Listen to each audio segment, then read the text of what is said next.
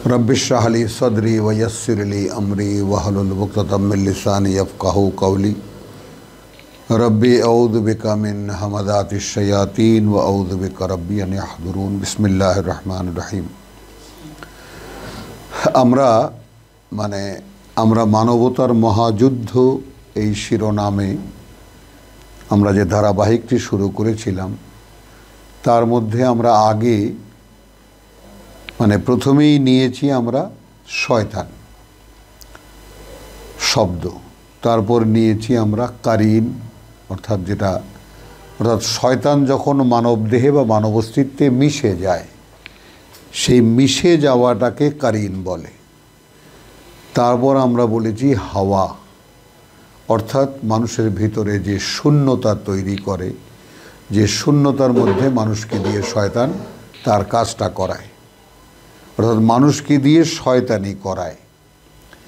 তো ঠিক সেইভাবে এরপরে আমরা হাওয়া গিয়েছি, হাওয়া থেকে আমরা ইবলিসে এসেছি, অর্থাৎ মূল যে মানুষের জন্মশত্রু। যখন তাকে আল্লাহ সৃষ্টি করেছেন তখনও সে শত্রুতা করেছে, যখন এই পৃথিবীতে তাকে আল্লাহ তাআলা খলিফা হিসেবে নিযুক্ত করেছেন তখনও ফেরেশতারাও আপত্তি করেছিল, কিন্তু ফেরেশতারা মেনে নিয়েছে আর সে সেক্ষেত্রেও মানেনি।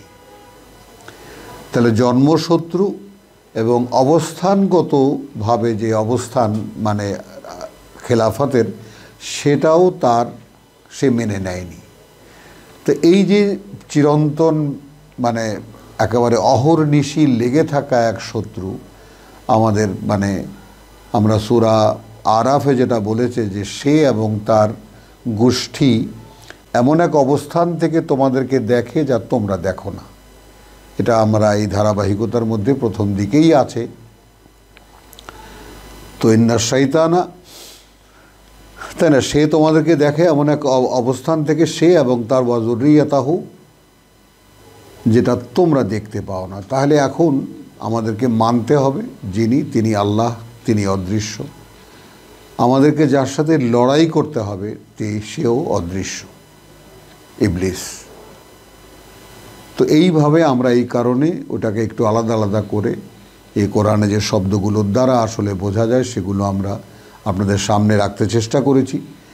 এখন আমাদের এই পুরো মানবতার মহাযুদ্ধের এই অধ্যায় যেটা অর্থাৎ এই পুরো ব্যাপারটার শেষ আমরা করতে চাই এইভাবে যে নফস শব্দটি, নফস নুন ফা সিন এই দিয়ে যে শব্দ কোরআনে, নফস শব্দটি বিভিন্ন অর্থে, যেমন আমরা দেখেছি যে হক শব্দটি 28 থেকে 29টা অভিব্যক্তিতে ব্যবহার করা হয়েছে। আল হক, হক, হক।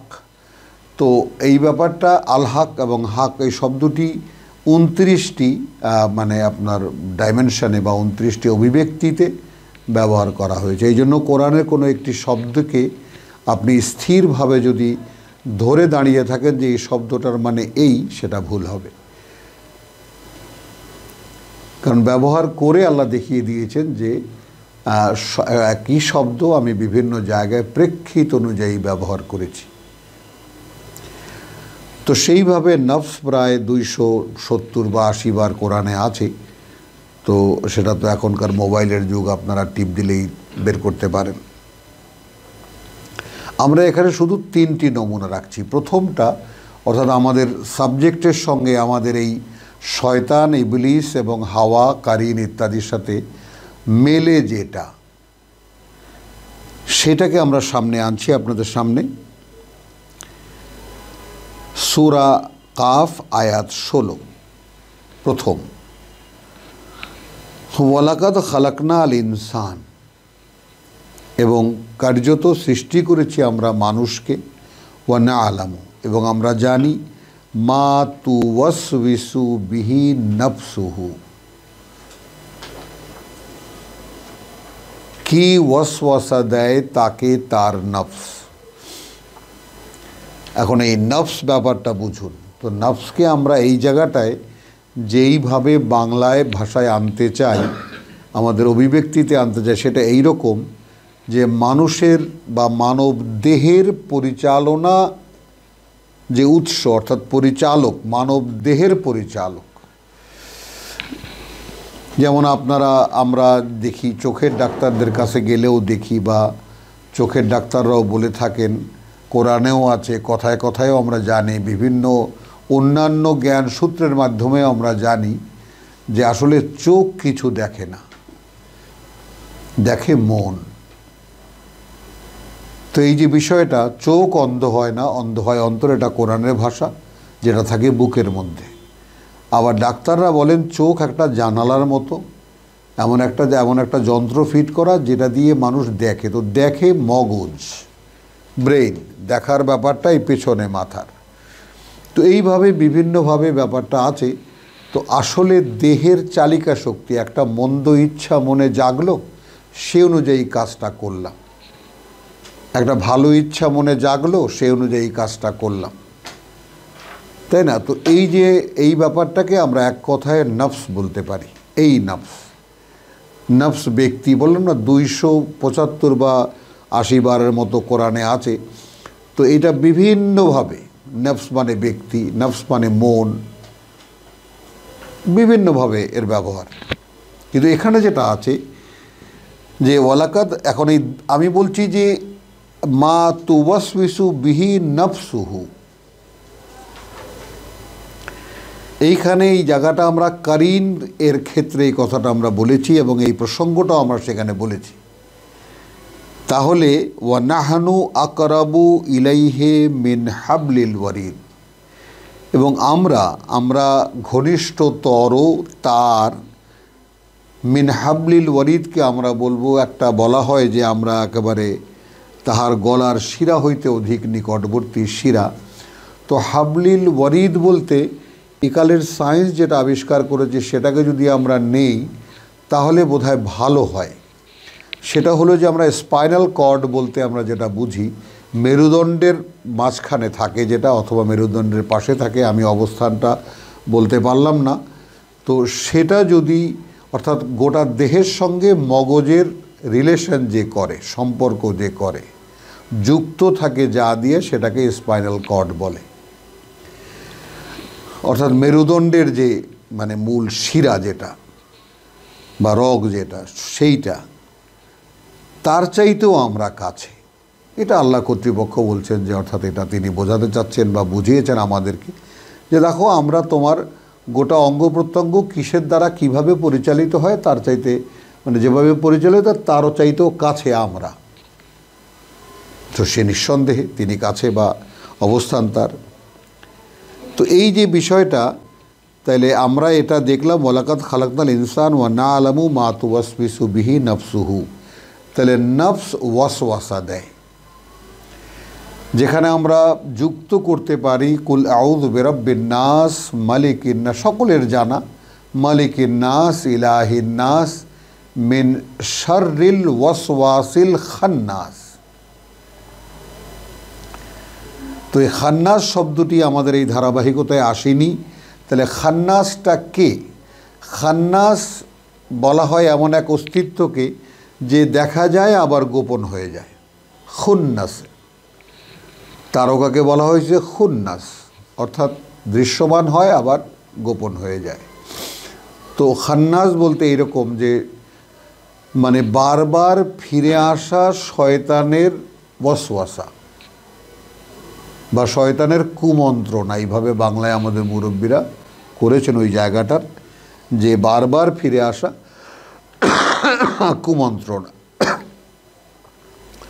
তো খান্নাস ওয়াসওয়াসা তাহলে কি? মানে একটা প্রভাব বিস্তার করলো, একটা হুইসপারিং করলো, বা একটা কুমন্ত্রণা দিল, সে অনুযায়ী কাজটা হলো, আবার কিছুক্ষণ আবার নেই। তো এই যে মন মানসিকতার এই যে ঝোঁক প্রবণতা, এটাকে আমরা আরেকটা এই জায়গায় এই নফসের সাথে আমরা শয়তান, তো সূরা হাসর থেকে দেখিয়েছি আমরা শয়তানের প্রসঙ্গে, যে সূরা হাসরে বলেছে যে কামাসালিশ শৈতান ইয ক্বালা লিল ইনসানি ইকফুর ফালাম্মা কাফারা ক্বালা ইন্নী বারিয়্যুম মিনকা।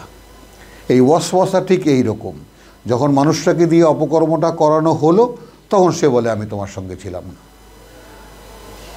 তো ওয়াসওয়াসার বাস্তবতাটা সকলের কাছে স্পষ্ট, অথবা অস্পষ্ট, আপনারা দেখে নেবেন ব্যাপারটা। ওয়াসওয়াসা কি সকলে বোঝে? এই প্রশ্নটা আমাদেরকে, যেমন আমরা একসময় বুঝতাম না, এখন বুঝতে এসে মনে হলো যেন আসলে অনেকেই, সাধারণ শ্রোতা যারা, অনেকেই বুঝতে পারেন না যে ওয়াসওয়াসা আসলে কি। মানে বারবার জেগে ওঠা কিছু মন্দ ইচ্ছা, এমন কিছু ইচ্ছা যেগুলো নিজেই জানি এগুলো খারাপ, কিন্তু মনে জাগে। তো সেটাকে আমরা ওয়াসওয়াসা হিসাবে চিহ্নিত করতে পারি, যেটা আমরা এখানে আপনাদেরকে দেখালাম যে আমরা সৃষ্টি করেছি মানুষ, কিন্তু তাকে কি ওয়াসওয়াসা দেয়? তার নফস। তাহলে এখন নফস ওয়াসওয়াসা দেয়, তাহলে নফস আবার শয়তানির দিকেও ওয়াসওয়াসা দেয়। তো সেইটা আবার আমরা সূরা মানে ইউসুফের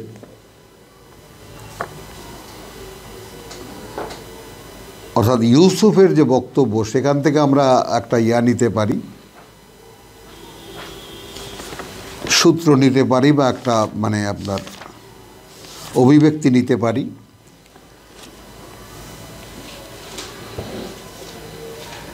ওয়ামা উবাররিউ নফসি, আয়াত 53।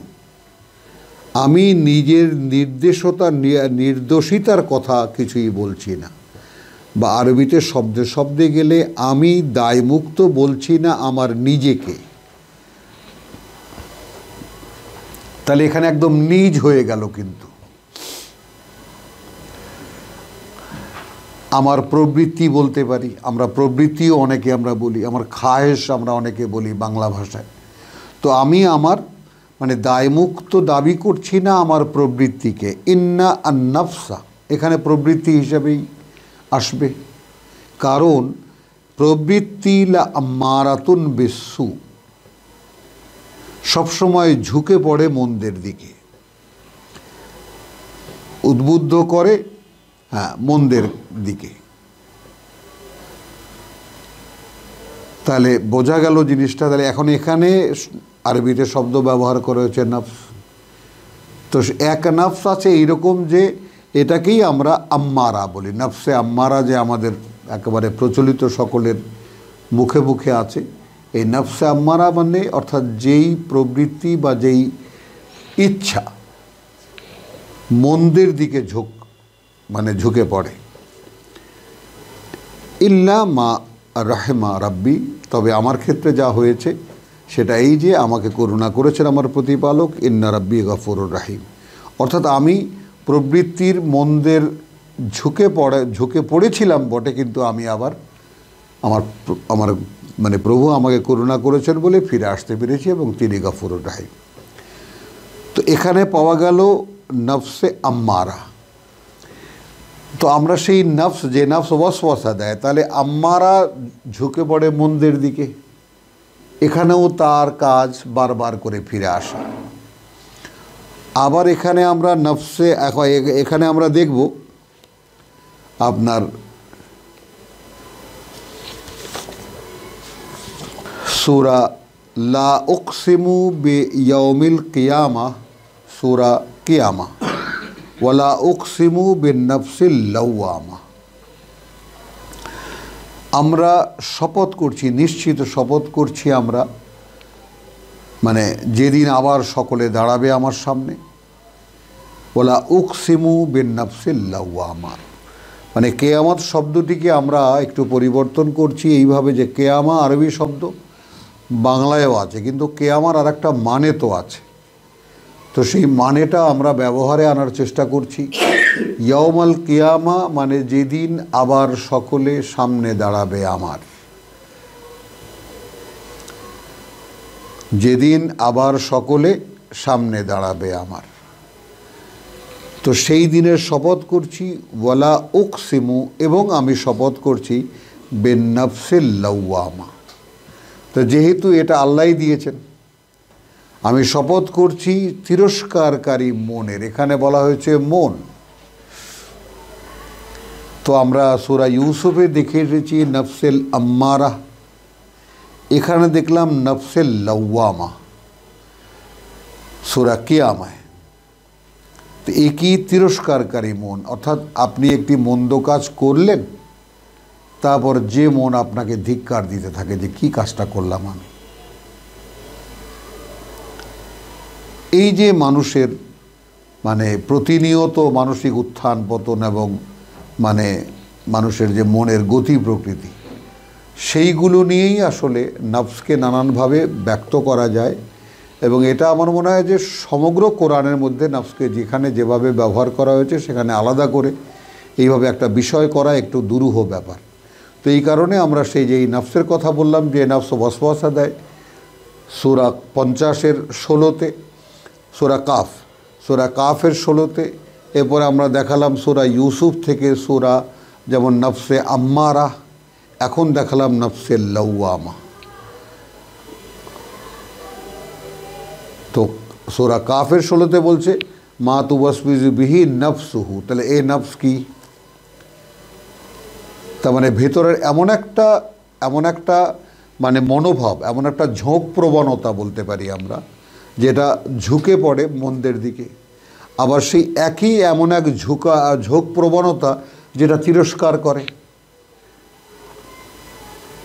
ইস এটা কি করলাম আমি, ছি, তাই না?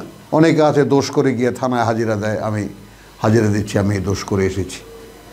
তো এই ব্যাপারটা, এটাও একটা ঝোঁক প্রবণতা। আবার নফসের আরেকটা ধরন যেটা, সেটা হলো মহান। সূরা ফজরের ইয়া আইয়াতুহান নফসুল মুতমাইন, তাহলে হে সেই প্রবৃত্তি, হে সেই মন, এখানে বলা হয়েছে প্রশান্ত আত্মা। তা আমরা বলবো এরকম নয়, আমরা বলবো যে হে সেই মন, হে সেই যাকে বলে যে মানে চেতনা, যেটা ছিল মুতমাইন, পরিতৃপ্ত, অর্থাৎ বিশ্বাসে পরিতৃপ্ত, বিশ্বাস এনেছে এবং আমানু আমিলুস সলিহাত। তো সেই মনটাকে আমরা বলতে পারি, আমরা বলি, আমরা কথায় আমরা যেটাকে নফসে মুতমাইন্না, অর্থাৎ যে নফস বা যে মন পরিতৃপ্ত বা প্রশান্ত আত্মা বলা হয়েছে সুন্দর একটা ভাষায়, তো সেটাকে আমরা বলেছি। তো ইরজিই ইলা রাব্বিকা রাদিয়াতাম মারদিয়া, তাহলে এখন এই মনের গতি প্রকৃতি নফসে আম্মারা, নফসে লাওয়ামা, তিরস্কার মানে নফসে আম্মারা এবং নফসে লাওয়ামা, এই দুটো যদি মোকাবেলা করা যায়, তাহলে এখন নফসে লাওয়ামাকে যদি বাড়ানো যায়, যে মন্দ কাজ করলে যে ধিক্কার দেয় আমার যে মন, সেই মন যদি আল্লাহর এই কোরআনের ক্ষেত্রে আমরা কোরআন পড়ে পড়ে সেই মনকে আমরা মানে বড় করতে পারি, তাহলে কি হবে? সে নফসে লাওয়ামা হবে এবং সমস্ত কাজকে, মন্দ কাজ থেকে আমাদেরকে বিরত রাখবে, যার পরিণতি হবে আসলে তাকওয়া। তো সেই তাকওয়া, যালিকাল কিতাব লা রাইবা ফিহি হুদাল লিল মুত্তাকিন, এবং তাকওয়া শব্দটি যেমন মন্দ থেকে, আল্লাহর অসন্তুষ্টি থেকে নিজেকে রক্ষা করার চেষ্টা, ওটা একটা কাজ। তো আর এখানে হলো সেই কাজটা কে করে? নফসে মুতমাইন্না, অর্থাৎ আল্লাহর ক্ষেত্রে বা আল্লাহ বিশ্বাস এবং পরকালে বিশ্বাস এবং মানে কোরআনে কিতাবে বিশ্বাস, ফেরেশতায় বিশ্বাস, এই সব মিলিয়ে যে মানসিকতাটা আছে, সেই পুরো প্যাকেজটা যদি একটা মন একদম পরিতৃপ্তির সঙ্গে গ্রহণ করে এবং সেই ব্যাপারে স্থির থাকে, আমরা বলতে পারি তাকে নফসে মুতমাইন্না। তো আলহামদুলিল্লাহ, কথা অনেক রকমই বলা যাবে এবং বলা গেছে, বলেছি, আমরা চেষ্টা করেছি আপনাদের সামনে কিছু এই সমস্ত বিষয়কে আলাদা করে ভেবে দেখার কোনো সুযোগ আপনারা করতে পারেন কিনা দেখবেন। আমরা এখানেই শেষ করছি। ওমা আলাইনা ইল্লাল বালাগ ওমা তৌফিকি ইল্লা বিল্লাহ।